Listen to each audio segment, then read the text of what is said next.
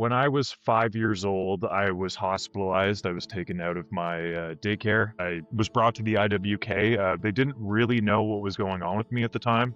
I remember speaking with my parents about this, and they said that I had a giant kind of purple lump on my neck, which was the sign of an aneurysm, and I had a must have been like 103 for a fever.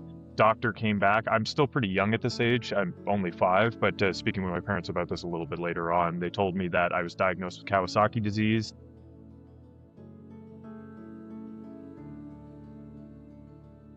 Hi everyone, and welcome back to Trauma, Training and Transformation, the podcast where we explore how movement, mindset and lived experience can help you build both the mind and the body. If you're new here, this is spaces where you go beyond surface level conversations. We explore what is meant and means to live through challenge and find a way forward. Before we begin this episode, if you get the value from these conversations, please like, subscribe and share this episode. It helps grow the community and reach people who may need to hear these stories. What happens when the very thing that keeps you alive becomes a thing that you fear the most? In today's episode is about the heart, but not just physically. I'm joined today by Thomas Snooks, who was diagnosed with Kawasaki disease at a very young age, which led to damage to his aortic valve. Alongside this, he also has the constant battle with anxiety disorder. This conversation is about fear, identity, and what it means to trust your body again. Now, rugby, of all things, became part of his journey. Thomas, thank you for joining me today. And for the benefit of our audience, please introduce yourself. Thanks for having me, Coach. So my name's Thomas Snooks. I am currently a lab manager in the Mood, Anxiety, Addiction, and Comorbidity Lab at Dalhousie University. I'm a master's graduate in psychiatric research where I focused on cannabis use and trauma exposure. I also am currently helping out with data recruitment over at the Opioid Recovery Program in Dartmouth, Nova Scotia. And throughout everything else, I am a rugby player. I've been playing rugby since I was 17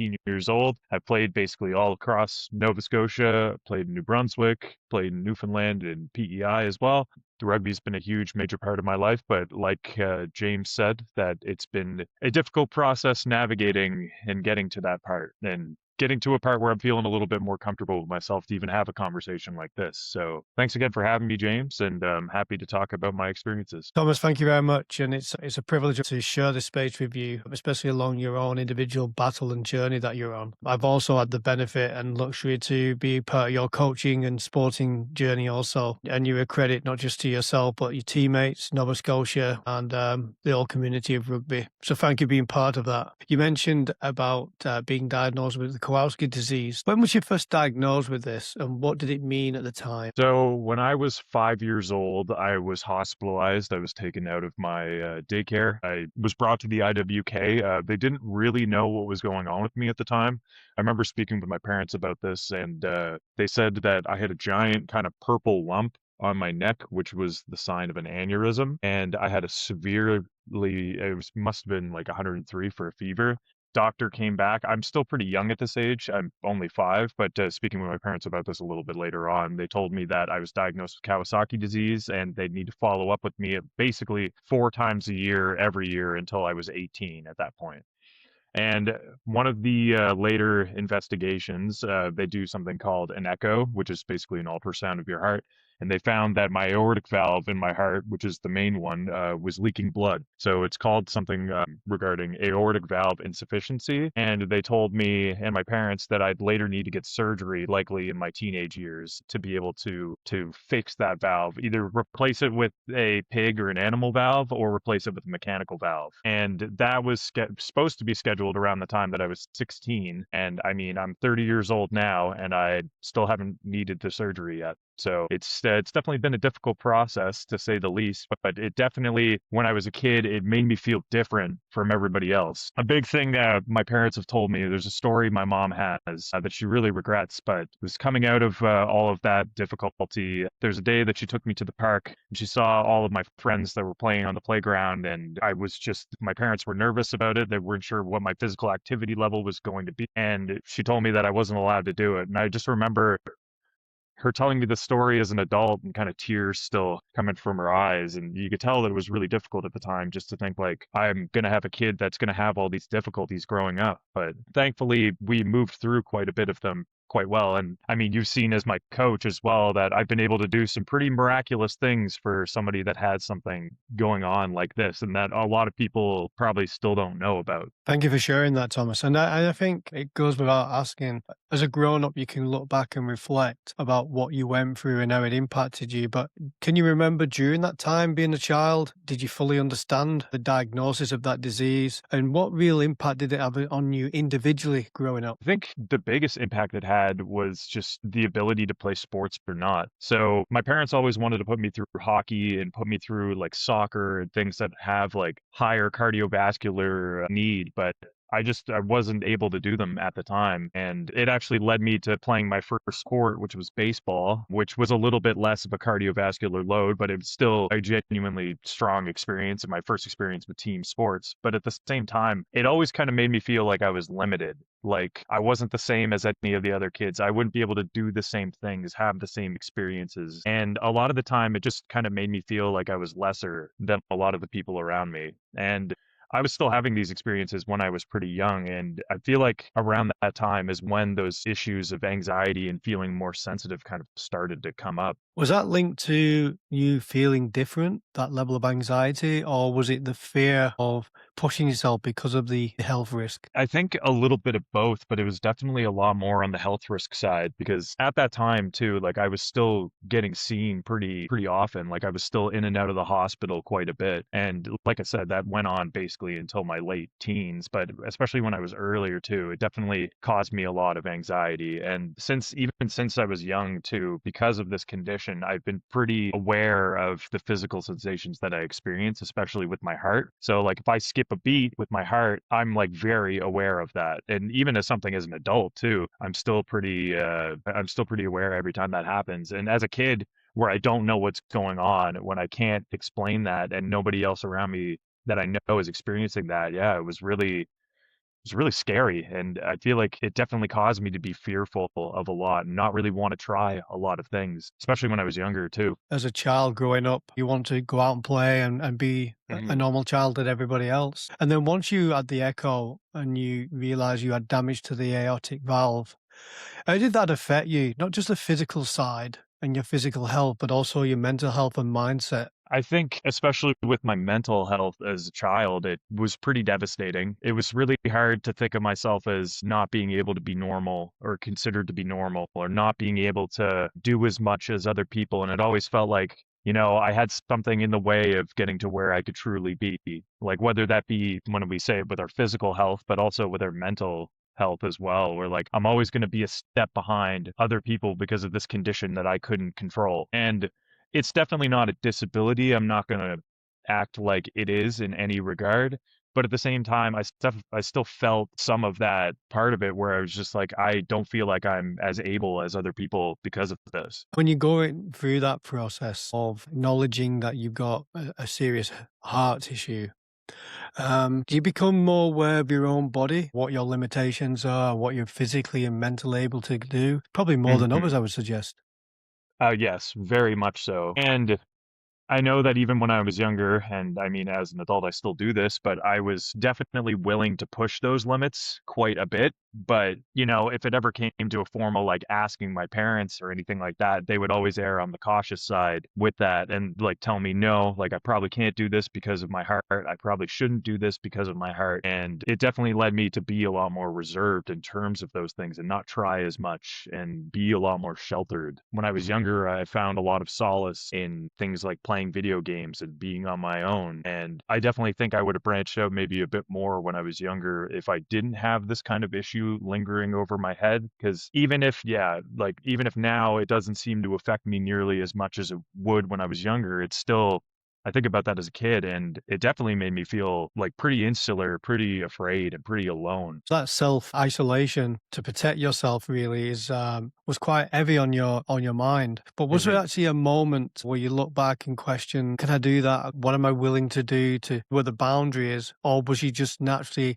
I definitely can't do that, so I'm not going to try? It was a lot of that at first. It was a lot of, I can't do this. I'm not going to bother. Like, people are not, like, my parents aren't going to let me. My doctors aren't going to let me do this. Like, I probably shouldn't do it. And then I think it was around the time. in grade 5 and grade 6 where I started to push those boundaries a little bit more. All of my friends started getting interested in doing things like playing tackle football during recess, and I always loved football, watching that growing up, and I was like, maybe I can try that and we'll see. I never actually told my parents about that, so if they ever get the chance to listen to this, they'll probably know where that love of tackle sports started. But I started doing that at recess and realizing like, hey, I'm running around and I'm hitting people and I'm catching the ball and I'm getting hit and my body is fine for the most part. Like that fear almost started to dissipate a little bit more. And that was definitely where I started to fall in love with playing contact sports. But it was definitely scary at first, but I think over time I started pushing those boundaries a little bit at a time. And that was definitely where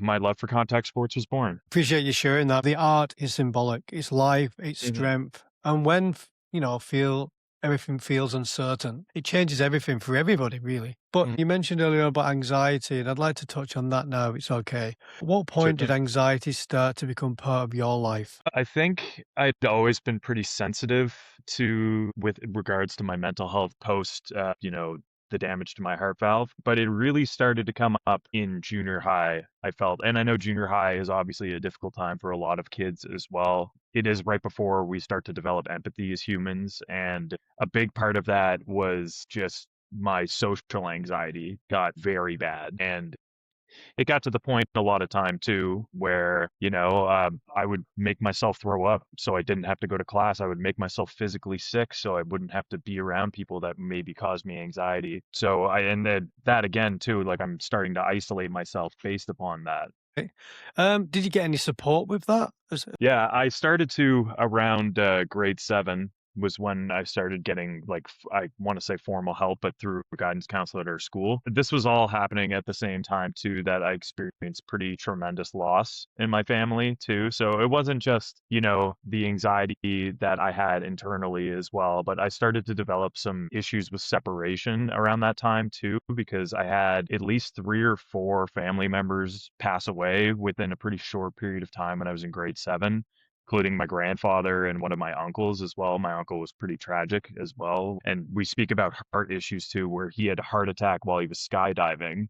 And that was, I remember hearing about that, and that was a pretty traumatic one for us as well, where it was completely out of the blue, it was unexpected. And it definitely brought me back to my own heart issues too, and thinking about like, okay, that's another thing that I can't do, but it's another thing that like my heart is not just a me problem, it could be a family problem as well. So in junior high, my parents, luckily enough, put me into, counseling with a guidance counselor that we had at our junior high. His name was Mr. Ingram, and he became a pretty like positive figure in my adolescent life as well. He was a family friend. He grew up with my uncle Bobby on my dad's side, and he knew my family quite well and knew just kind of what was going on in the family. So he was a trained counselor too, but he definitely helped me cope with all of that loss in a short period of time and coping with all of that anxiety that I was experiencing. So I'm really thankful I had someone like that in my life. But in terms of talking to other people outside of that, I was just not comfortable with it. I could never tell my parents about that kind of stuff. I never felt comfortable telling my friends about that kind of stuff either for, fear of people thinking that I was weak or that I was sensitive or anything like that. So I found one person to confide in, but oftentimes it didn't feel like it was enough. Appreciate you sharing that, Tom. And to be honest, that's quite a heavy load for any young person to deal with. And I'm truly sorry about your loss. I'm glad you found somebody and somebody you could provide the initial support that you required. And I'm thankful that, you're here today, be able to tell the tale about what you went through. Hmm. As you went through a lot of these challenges, did you actually feel any physical sensation that ever triggered your anxiety? And if so, can you just describe that, please? I think actually, the times where I was experiencing it when I was, 13 or 14, the big thing was, I experienced a lot of heart racing, especially when that anxiety came up. The problem with having a heart condition on top of that too is that your thoughts become very cyclical, sorry, in those experiences where, your heart starts to go a bit. I start to think, oh, something's wrong with me. My heart's racing, and then my heart races faster, and then I think things are getting worse. And then it just becomes a cycle of where you're having like a normal thing where your heart races if you feel anxious, but your thoughts kind of take over in terms of that. And then it just keeps going in a circle like that. And it led to some pretty awful pain. I remember having my first panic attack when I was 13. And, I've had them since as an adult, and now they've become much more manageable with, experience and medication. But at the same time, like when I was that young, like it was very scary. And it got to the point where I was thinking, like, this is where I have a heart attack. This is where I'm done. Like, and it's a pretty brutal thought to have as a teenager as well. And not even a teenager when you're 13, 14. Very much so. And I think a lot of people who may listen to this episode will connect with that and probably resonate with a lot of the things that you're talking about. Even without diagnosis of a serious disease, feeling like Hmm. your body often becomes something you monitor rather than Yeah. something that you trust. And that can be a challenge for anybody, especially a young person going Hmm. through, school, the challenges with that, challenges with growth and the responsibility and expectation placed on the young people of this day. Hmm. Hi everyone, do me a favor. If you're listening right now and something is resonating with you, maybe your own relationship with your body, your mental health, or your journey through your own individual challenge, take a moment to follow, share, and subscribe. If you know someone who needs to hear this message, please share it with them. These conversations truly matter. We touched earlier on about sport, your sport specifically being rugby. So let's talk about that because this is where things became to shift for you, right? So how did Hmm. rugby first come into your life? So rugby has been a part of my life for a long time, even before I actually started. My cousin Julie Snooks has been playing rugby for years before and was a part of the original group of people that founded the Pig Dogs on the ladies' side. So she had been playing rugby for a long time, played down in New Zealand for a little bit as well. And I just remember a lot of my friends coming in from football and being like, hey, we're going to try rugby now. When I was in high school, I got the approval to play high school football in grade 11 from my doctors. They were like, take care of yourself, monitor your health, but we're giving you the okay because you got gear on. So I played 2 years of that, and then it wasn't quite doing it for me. I'm not going to act like I was good at football because it wasn't, but those skills did transfer quite well to rugby. And I remember speaking with my doctors about it, speaking with my parents about it, and they were like, hard no.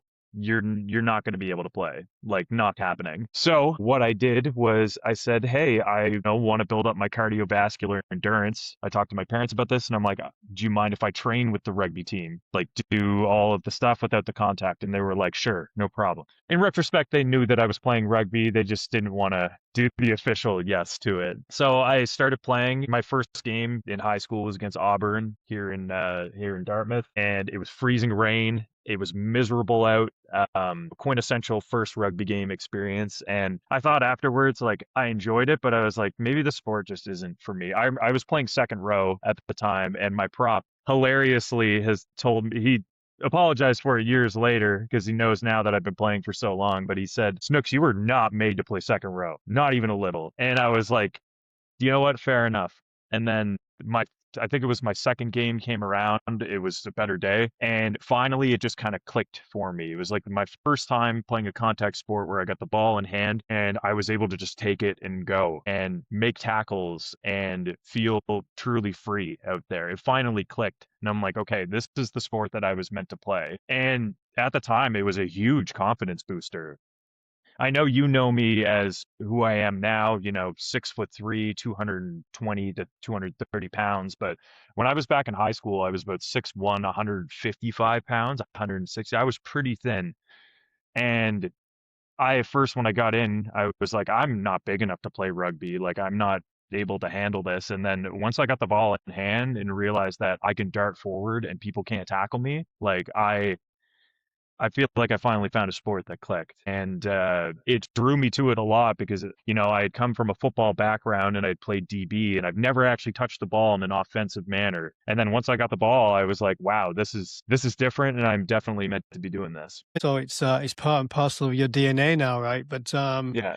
I just want to touch a little bit for those of you maybe listening. Rugby in Nova Scotia comes quite late in a child's development with sport, and it's probably towards the back end of high school. And in Nova Scotia, the high school season is played typically April through to the end of this school year. What that means in Nova Scotia is you could kick off in glorious sunshine. Halfway through the first half, it might rain. You might have half time with a bit of sleet, second half with snow, and finish off a bit of sunshine at the end. So it's definitely a game of the full seasons. Nova Scotia is a beautiful place with beautiful people, and it's great that the game is growing. I want to touch a little bit about the transition from football to rugby, BK. Mhm. Rugby is a unique sport. American football, or in Canada, there is a level of protection. But when Mhm. you went to rugby, was there no hesitation, especially with your condition? Funny enough, there was a bit of hesitation at first. Coming from the football side, I had felt, I'd felt my heart race. I'd felt like shaky. I'd felt nervous before, and it definitely in some ways impeded a lot of my performance. But it's funny that a lot of that tended to disappear when I was playing rugby instead, because, I started feeling my heart race more often because it's a different game. For those of you that don't watch American football is super stop and start, stop and start. Whereas rugby is heart rate is elevated the entire time. And there is some stop and start in terms of, the set piece stuff, whether it be doing scrums or whether it be doing lineouts or kickoff or anything like that. But a lot of the time, the cardio is pretty consistent. Once I kind of made it through the first couple games of, huffing and heaving, I really started to click with it. And I found that like my cardio got better over time the more that I did it. And it genuinely became a lot less scary over time. When playing rugby and you gain the enjoyment from that, was there a moment you realised rugby wasn't just the physical things that you was starting to benefit from, but it was also helping you mentally? I think that definitely happened a lot more in university than it did in high school, because in high school, it was more about just playing the sport itself. Like you have a rugby team, people that you're friends with, but I don't think people really experience the same amount of camaraderie they do until they get to like playing club or playing university or something that's a little bit higher level. Like you're choosing to play it past the point where, you can just do it in high school. And I definitely experienced a lot less anxiety. I feel like I definitely came out of my shell a lot more too. For people that know me in the rugby community here, probably know me. I'm pretty outspoken. I don't stop talking. You find it hard for me to ever shut up, where I was not always like that. And definitely when I moved away for university and started playing rugby there and started my first couple seasons with the Pig Dogs, I really kind of came into my own in terms of my confidence and, bettering my mental health. Other than that, like I think the people around me have definitely been a lot more supportive of it as well. I've had a pretty significant group of people around me through both the Pig Dogs and now with HRFC, but also teammates that I played with in Celtics and played with in Spruce that have been there with me through a lot of the things that I've dealt with. And genuinely, the community for rugby has made my mental health experience a lot better than it would be without it. Going from all the challenges physically and mentally you've gone through, it must have made you realize and give you a different point of view how you viewed your own body. It helped you Mhm. retrust it. Oh, yeah, 100%. It definitely gave me the confidence to be able to live my normal life. And when I say my normal life, be able to train at a pretty high level, to be able to go to the gym and lift weights, something that had previously not been like something that was previously off limits for me. I feel like rugby has really shattered all of the limitations in many ways that I've had, because everything since, high school, every single thing that a doctor has told me that I would never be able to do, I've been able to do it. I was told that I'd never be able to play a contact sport. I've been playing rugby for 13 years now. I was told I would never be able to lift weights or, put on a significant amount of muscle. And I'm, 50 to 60 pounds heavier than I was in high school. And a lot of that is good weight. I've been able to deadlift 500 pounds. I've been able to do a lot of the things that doctors would look at me or like the high school version of me and be like, what the hell happened to you? Like when it's funny, I think about this now because I came back to my former football team in high school last season and I put on a tackle clinic to teach them how to tackle. And the coach looked at me. He'd only seen me through Instagram over the past decade. He hadn't seen me in person. He just looked at me. He was like, what the hell happened to you? Like you were a beanpole when I first saw you. And then I come back and, I get to be the the way that I am now. And that experience obviously is very funny, but just really makes me think like how far I've come. And rugby is a massive part of why I am the person that I am today. And, I've definitely learned to trust my body a lot more because of it. That transformation, excuse me, that transformation is huge. Going from lack of trust and having loads of concern about how you are, what you can do, what the future may hold, to now enjoying that growth both physically and mentally. So when you look at training, rugby training or physical training, is it physical? Is it mental? Or do you think it's both?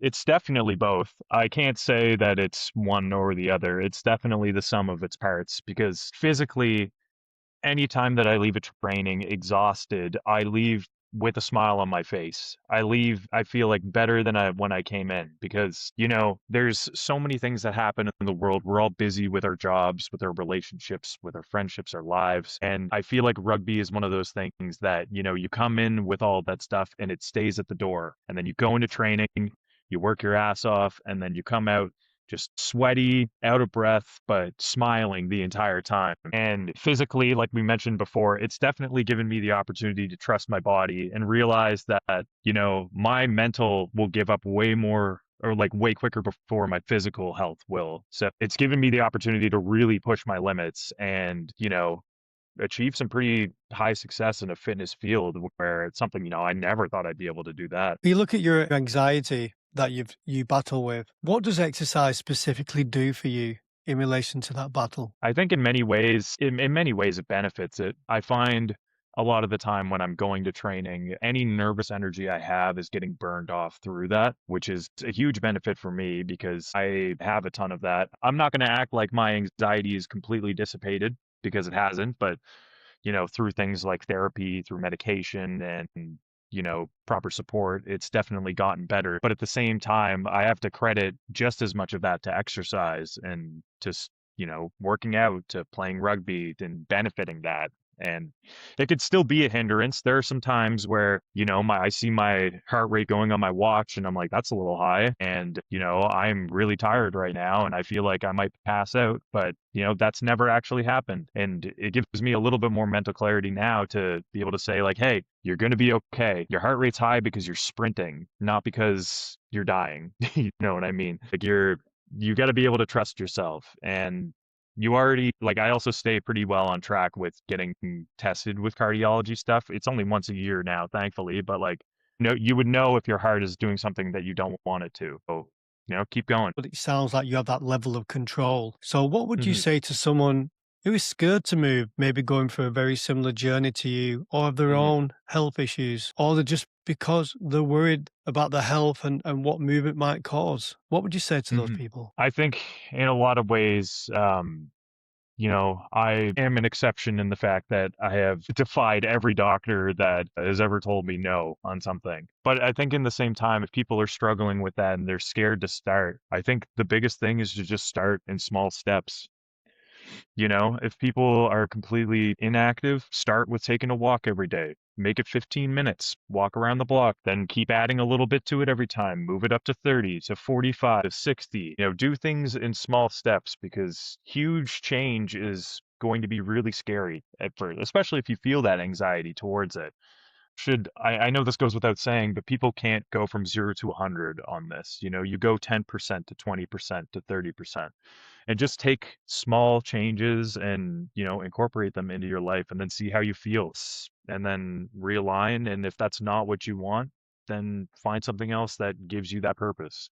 I think it takes a lot of people some time to find the right thing for them when it comes to fitness because you know social media has a way of being like, oh, like if you just run, you'll feel better. If you just lift weights, you'll feel better. And that's not the case for everyone. Sometimes it takes people a long time to find the thing that, lets them be active, but also improves their mental health in the right way. So I think just big thing would be is just don't be afraid to take that first step. I think a lot of people listening to this will resonate with everything that you've mentioned. Looking back now, how has this journey changed you as a person? Yeah. Yeah. I would say, if I can go back to being 5 years old and I can look at myself now and see how much I've changed since then, I think it's really just it's given me the confidence to finally feel like I could be myself. It's given me the confidence to be able to challenge things that I thought were going to be impossible for me before. And that's not just in coming with fitness stuff, but it's also related to, my career as well, too, where I've had those thoughts as well, where I'm like, oh, maybe I'm not smart enough. Maybe I'm not good enough for this. But I've also shattered a lot of expectations in regards to those fields for myself as well. So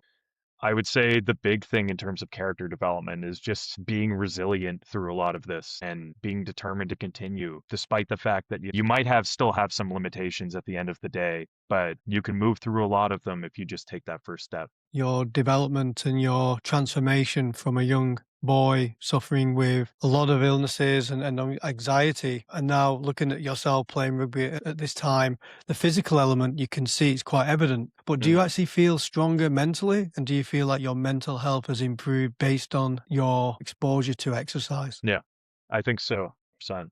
And I can tell you exactly why I feel that way is because back in 2019, I think about this actually quite a lot when it comes to rugby and my own mental health because it's the only season I've taken off in the last, 13 years of playing. I was actually having some pretty severe anxiety episodes. I was starting a new job coming out of college. It was something I didn't really like, and I just was in a pretty bad spot mentally, and I was drinking and smoking a lot of weed, which was definitely not helping myself at the time. And it was the first season in a long time that I'm like, I can't play rugby right now. I just can't do it. Like showing up to the field is too much. Showing up to social stuff is too much. I'm already having a problem with drinking. Like I don't like how much I'm drinking at this time, and I might be making it worse by showing up to a lot of this stuff. I just don't feel good. And I took that season off and I was genuinely miserable because of it.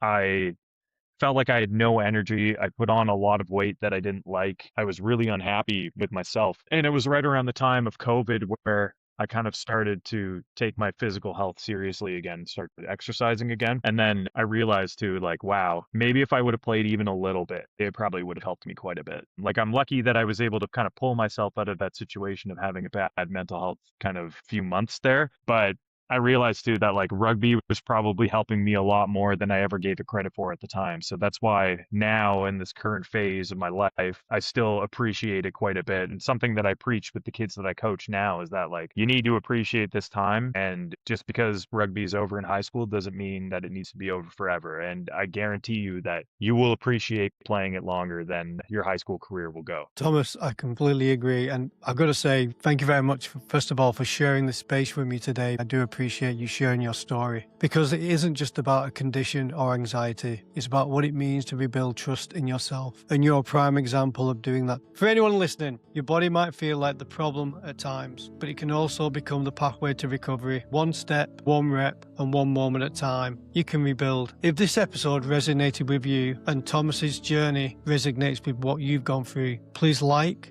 subscribe, and share with someone who may need to hear it. You can find this podcast on Spotify, Apple, Amazon, or wherever you find your podcasts. You can also find this episode on my YouTube channel, James Alder 003. Again, please like, share, and subscribe. I always provide a Substack newsletter every week on transformation through training. Please join me on Substack. I provide weekly newsletter that helps support your mental well-being by use of movement and activities that can benefit you. Again, if this podcast benefits you, you can help me by buying me a coffee. All links are provided in the description box below. And as always, keep moving, keep growing, and keep transforming. Thank you for listening. See you on the next one.